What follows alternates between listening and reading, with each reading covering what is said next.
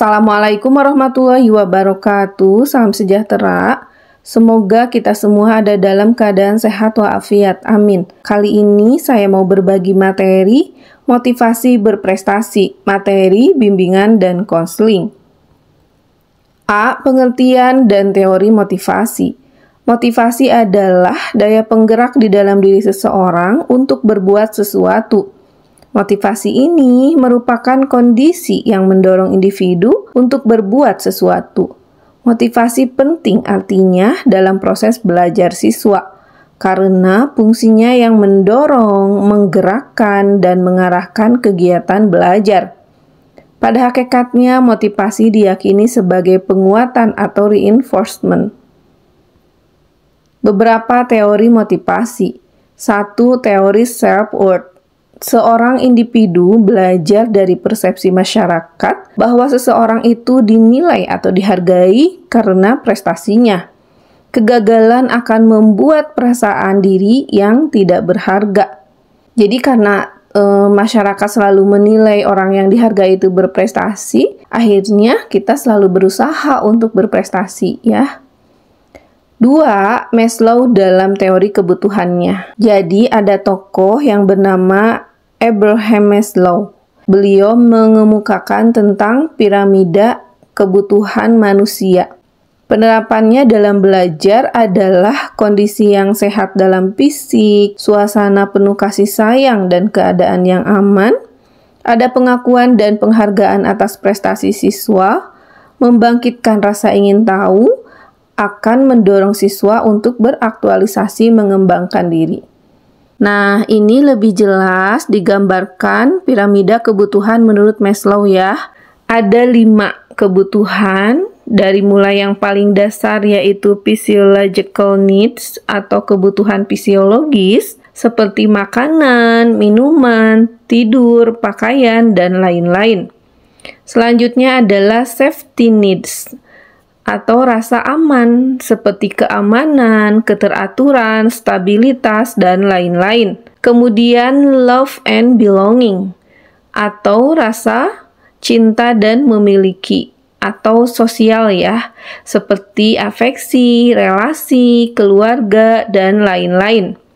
Kemudian kebutuhan akan penghargaan seperti pencapaian, status, tanggung jawab, reputasi, dan lain-lain. Kemudian yang teratas adalah kebutuhan aktualisasi diri, seperti pengembangan diri, pemenuhan ideologi, dan lain-lain. Jadi menurut Maslow ini, kebutuhan yang tertinggi adalah aktualisasi. Kita, manusia, selalu ingin memenuhi kebutuhan-kebutuhan. Nah, itulah motivasi menurut Maslow ya.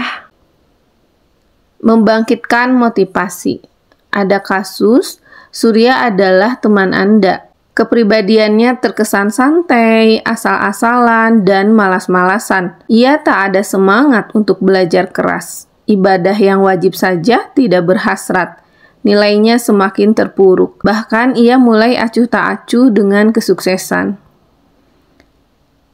B. Motivasi intrinsik dan ekstrinsik. Secara umum, motivasi dapat dibedakan menjadi 2 jenis, yaitu 1.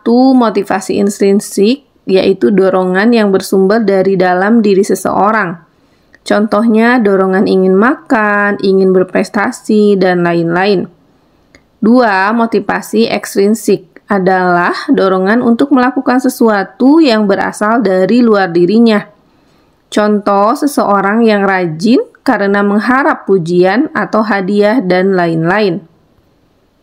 Dalam keadaan sehari-hari, sebaiknya motivasi intrinsik dan ekstrinsik merupakan kombinasi.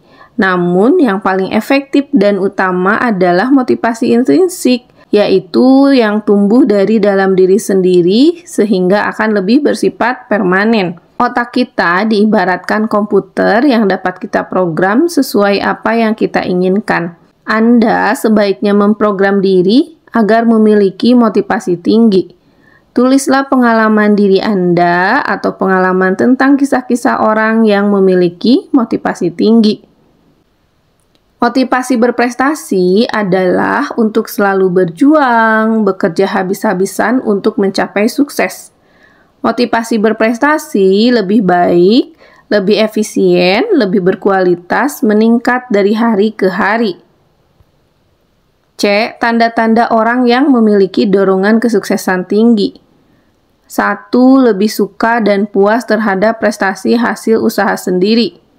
2. Memiliki keyakinan bahwa sukses itu bukan karena nasib mujur, tetapi hasil perjuangan. 3. Kegagalan bukan berarti sial, tetapi karena usahanya masih kurang. 4. Apapun hasil yang akan saya peroleh, saya akan tetap berusaha maksimal untuk melakukannya. 5. Dalam hidup kita akan senantiasa menghadapi masalah. Bagi saya, masalah harus dihadapi, bukan dihindari. Bagaimanapun caranya, saya harus menemukan pemecahan yang terbaik. 6. Bila saya gagal, saya tidak akan putus asa. Mencoba mencari tahu apa kesalahannya dan mengevaluasinya untuk menjadi pegangan dalam menentukan langkah berikutnya. 7. Selalulah berpikir positif dan berbahasa prestasi atau optimistik. D. Menumbuhkan motivasi berprestasi. Motivasi berprestasi tidak dibawa sejak lahir, tetapi suatu proses yang dipelajari, dilatih, ditingkatkan, dan dikembangkan. Berikut ini kiat-kiatnya. 1. Tetapkan tujuan atau goal setting. Sekecil apapun kegiatan itu harus ada tujuan. 2. Yakinlah kita bisa berubah dan harus berubah. 3. Susunlah target yang masuk akal. Peningkatan selangkah demi selangkah. 4. Belajarlah dari orang yang sukses. Jangan dari orang-orang yang telah gagal, sebab hanya akan mendapatkan informasi kegagalan. 5. Tentukan fokus. Dalam satu waktu, hanya ada satu fokus konsentrasi. Jangan terpecah. Perhatikan kita. Baiklah, sampai di sini sharing dari saya. Mohon maaf apabila ada kesalahan. Wassalamualaikum warahmatullahi wabarakatuh.